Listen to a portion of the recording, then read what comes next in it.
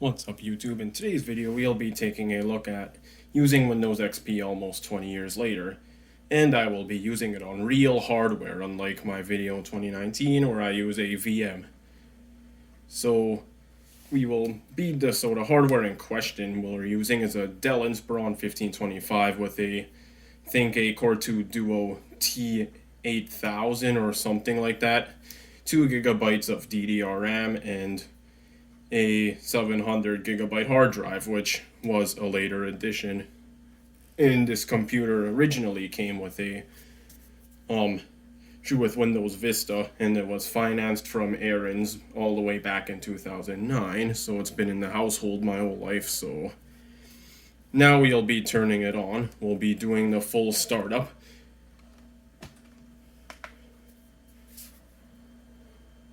So we will be starting it up to Windows XP, and we will get the forever legendary Windows XP startup.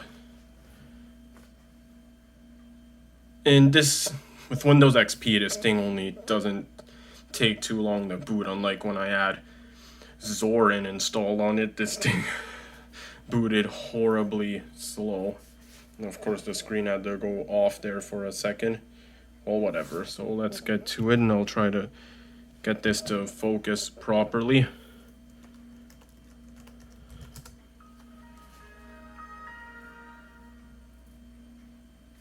And as usual, I just let everything load up first before I get to using it. And I don't know what's with the lines. I'm trying to not get that on video unless the video processes itself and it disappears. Yeah, I think that's how it works. Well, once it's fully loaded, we'll get back right away. Okay, it's done now, of course, after I pause it. So we'll just be taking a look at the computer itself. Properties.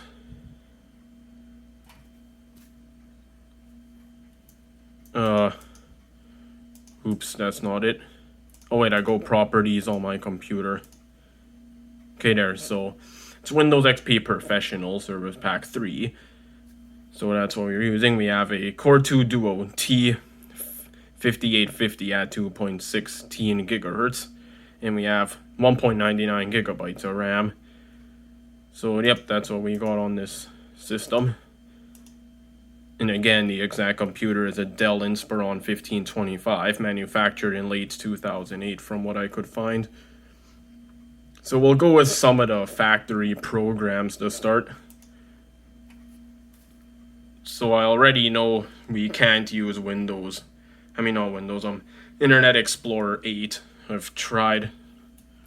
It has a very poor HTML5 test score with a very low 33 out of 555 points. Like, you pretty much can't load anything. Yeah, you can go to Google, but you search anything up, try to go to any websites.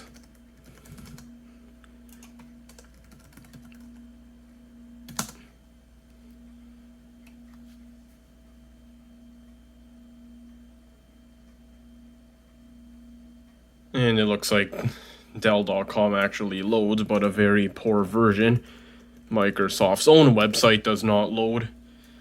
This is the latest Internet Explorer you can get on XP, which this one being out when, well, Windows 7 was released. But yeah, that won't work. But using modern browsers, well, the most recent you can get, such as Maxthon 5 or Firefox 52, are the latest versions, you can pretty much load most websites. I'll be back once this loads. Okay, that felt like an eternity. It did not do that when I tested it before making this video, so... Well, let's just get straight to the point. Our HTML5 test on here, which is the highest one I could find, is 505, so you can load pretty much any modern website using Windows XP. If you're an older, like, let's say you have someone who's elderly and they only know how to use XP, you can still allow them to search the web on XP, although I wouldn't recommend it for any tasks such as banking or anything financial related or anything related to any super confidential information. In that case, I'd prefer you use any most recent OS. And it loads websites fairly quick. As you can see, my website loads pretty quick, and it works for YouTube too, so we'll get going to YouTube right away and watch one of my own videos. So even if you just occasionally want to watch YouTube, you can. So we'll go watch one of my videos. Something more recent. Does take a bit to load.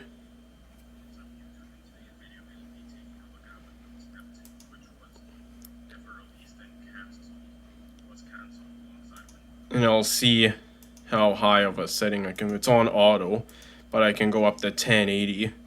Thought I recorded this video I'm watching in 1080-60.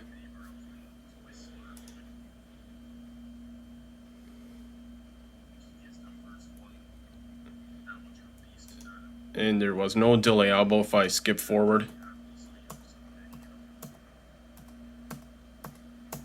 Okay, now it starts to buffer when I go forward too fast. But yes, you can indeed watch YouTube on Windows XP if that's what you like to watch, or I mean do.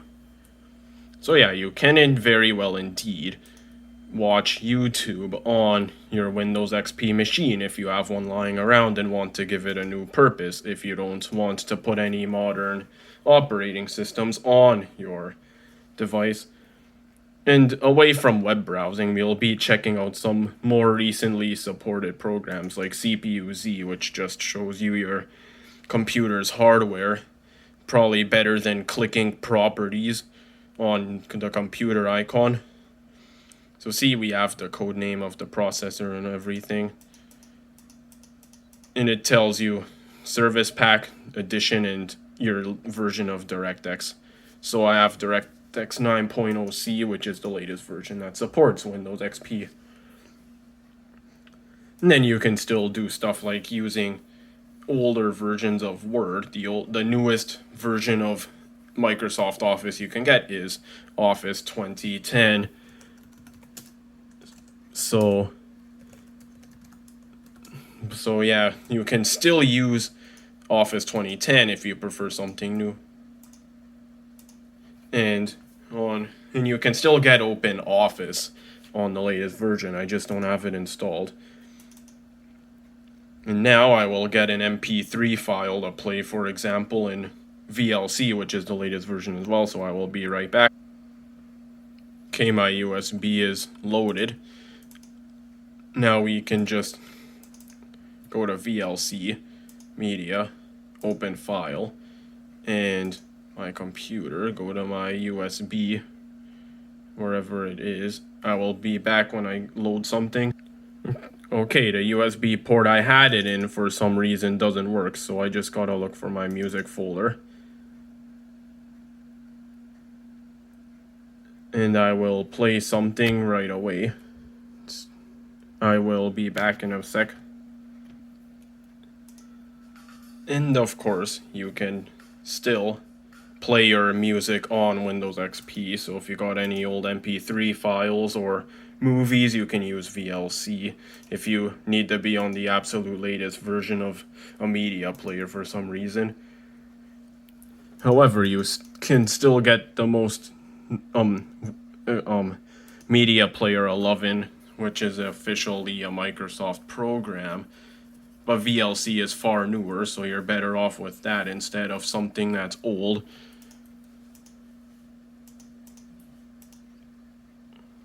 And you can still get the latest version of WinRAR if you use any program. If you need to extract anything that needs to be extracted every time you want to open it. And there's some stuff I prefer on XP, of course. Like how if you view properties on disk, I like it like this. Unlike in Windows 11, which I'm using on my laptop. I'm surprised Windows XP even can format such a large drive. And you can still get antivirus, that being in the form of Avast. They still update it for XP, they just don't have new versions of the app itself. And I did do a scan already. And Microsoft did kinda lie when they said that April 8th, 2014 was the last day of support, because then in 2017, when there was some doomsday virus, they released a patch, and then in 2019 they released another patch, which I do have the 2019 patch installed. So it is fairly secure, but I still wouldn't recommend it for anything highly confidential, such as banking or finances.